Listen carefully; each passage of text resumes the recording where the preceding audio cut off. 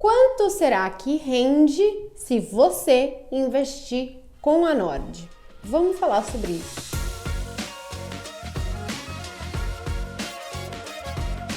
É claro que eu sempre falo da Nord aqui, sempre falo dos nossos relatórios, do nosso wealth, da nossa asset, mas quanto será que rende realmente se você investir com a gente? Marília, será que é 120 do CDI, 130, 200% do CDI ou 200%?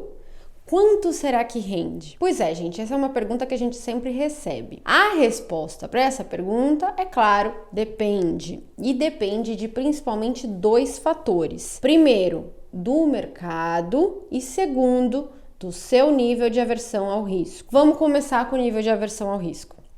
Se você não quer correr risco nenhum, porque você é extremamente conservador, o que vai acontecer? A gente vai alocar na sua carteira o menor risco possível, que é o Tesouro Selic. E você investindo 100% no Tesouro Selic, quanto você vai render? Selic, né? Então, quanto você vai render investindo com a Nord? Selic, porque você é tão conservador e não aceita tomar risco nenhum, que você vai render Selic, porque é um investimento adequado ao seu perfil de risco. Ah, Marília, por que Tesouro Selic? Porque o Tesouro Selic é exatamente o melhor investimento para quem está começando. Quem está começando não quer ver o patrimônio oscilar, né? Quer sempre render um valor positivo. Por isso que muita gente que começa vai para a poupança, porque a poupança é um pós-fixado, é um título que sempre rende um valor positivo.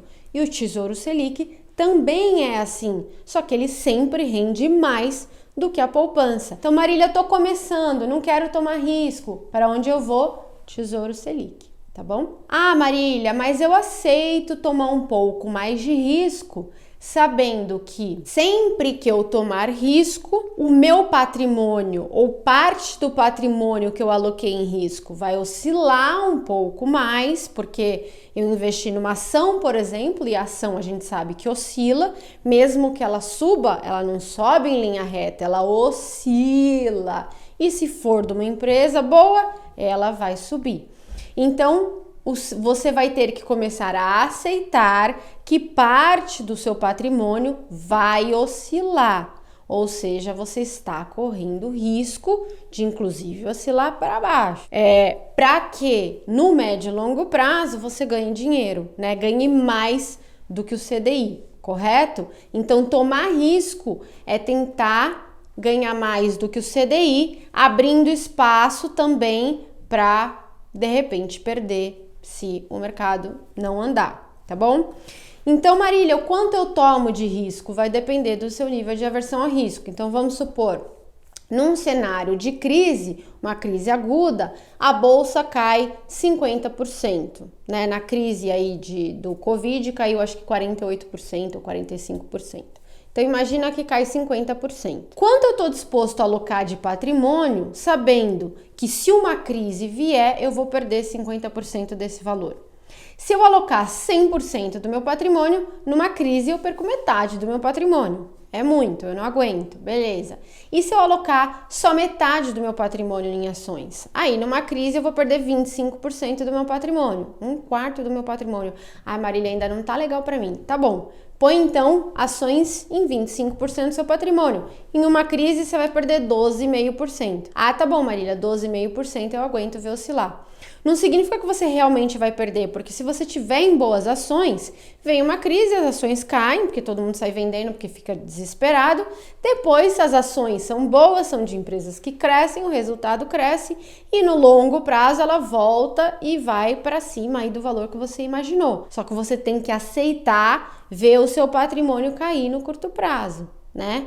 Isso que a gente fala de nível de aversão ao risco. Por quê? Porque senão vem a crise, caiu metade do seu patrimônio, você fica desesperado que pode cair a outra metade, vende na hora errada e aí não vê a ação voltar e não vê o seu patrimônio valorizar, tá? Por isso que é importante que você tenha só o que você aceita perder. Ah, Marília, quero ganhar 100% do meu patrimônio.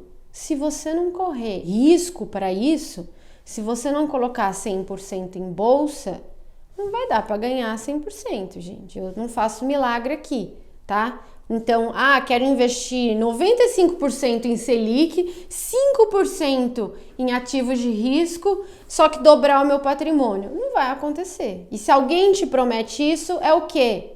Pirâmide, né? Não é isso mesmo? Então, você tem que alinhar as suas expectativas de retorno com o risco que você aceita correr, sabendo que não tem como eu te entregar um retorno muito grande se a gente não correr, se a gente não aceitar correr um risco muito grande. Marília, mas então o que vocês da Nord vão fazer por mim? Porque aí é só investir em bolsa, né, e correr o risco. Pois é, mas dentro de bolsa você tem 500 ações. Você tem ações que se valorizaram muito e você tem ações que se desvalorizaram muito. O nosso papel aqui é escolher as ações que a gente acha que mais vão se valorizar. E para isso a gente tem analistas certificados, experientes que fazem isso há anos. Então, nosso papel aqui é, tá bom, você aceita tomar risco? Beleza, vamos investir em ações com 1/4 do seu patrimônio? Vamos.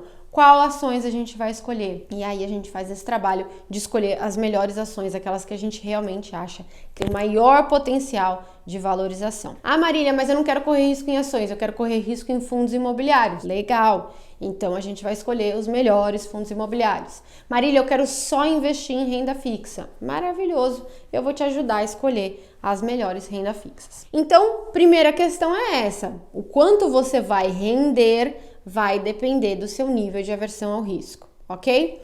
Segundo ponto, vai depender do mercado. Porque as pessoas perguntam, mas Marília, quando eu vou investir? Mesmo que eu queira tomar risco em bolsa, é sempre bom tomar risco em bolsa? Resposta, não. Vão ter momentos de mercado que a bolsa está muito esticada e a inflação está subindo, a gente sabe que vai ter alta de juro forte e a gente sabe que isso vai prejudicar a bolsa. Então, essa hora, mesmo que você tenha uma aversão ao risco pequena, né, e aceite investir muito em bolsa, aceite tomar muito risco, o nosso papel aqui é falar para você, diminui um pouco o risco em bolsa, porque não está no momento bom de mercado. Então, quando que eu vou investir? É sempre que eu vou sair tomando risco? Não é sempre que você vai sair tomando risco. É num momento qual que o valor da bolsa, o valuation da bolsa, né, o preço das ações estiver barato e você tiver alguma perspectiva de que vai ter crescimento econômico. Então, você acha que as coisas vão melhorar e ao mesmo tempo você está comprando muito barato. Esse é o momento de tomar muito risco, caso você tenha esse apetite ao risco, entende? Então, tem duas decisões que você tem que tomar. Quanto você aceita tomar de risco e qual o momento certo do ciclo para investir. Vão ter horas que o melhor risco para você tomar vai estar na renda fixa, porque você vai estar, na verdade, no início de uma crise econômica. Se você estiver no início de uma crise, você sabe que a atividade é para baixo e juro é para baixo também. Então, se a gente estiver num patamar de juro muito alto, as taxas de juros de mercado vão cair, você vai ter ganhos com marcação a mercado e as ações ainda não vão performar. Por exemplo, 2016, um IPCA mais longo ganhou 48%, enquanto a bolsa foi tipo 10%, alguma coisa assim, porque a atividade ainda estava muito fraca. O mercado pensa, é um jogo de xadrez. Vão ter horas que você vai usar o peão, vão ter horas que você vai usar o cavalo, vão ter horas que você vai usar a torre.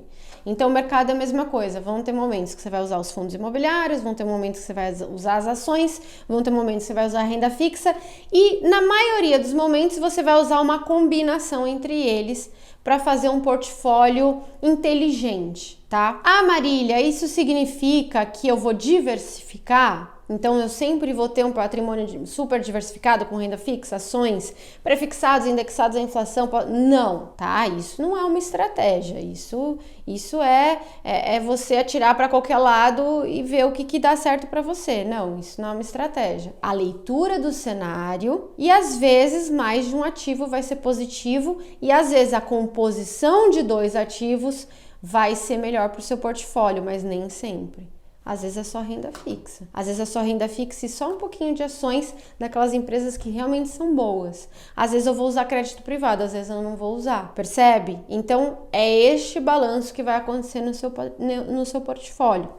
De tal forma que, se eu achar que está no meio de uma crise, né, que o cenário está muito ruim, mas as taxas de juros já estão muito baixas, pode ser que venha inflação, então não quero ficar nem na renda fixa de marcação a mercado, nem na bolsa. O que eu vou fazer? Eu vou para o Tesouro Selic. E aí, quando você vai render com a Nord? Selic. Mas, às vezes, é melhor render Selic do que perder dinheiro. Por exemplo, 2015. 2015 a bolsa caiu, pré-fixado desvalorizou e IPCA+ desvalorizou. Qual foi o único investimento que deu retorno positivo? Tesouro Selic. Quanto ele rendeu? 100% da Selic. Então, às vezes, 100% da Selic vai ser um investimento maravilhoso, porque todos os outros estão perdendo. Então, percebe como é impossível te responder quanto eu vou render se eu estiver na Nord. Porque se for num momento a lá 2015, você vai render 100% do CDI e você tem que achar isso maravilhoso, porque é melhor do que perder dinheiro.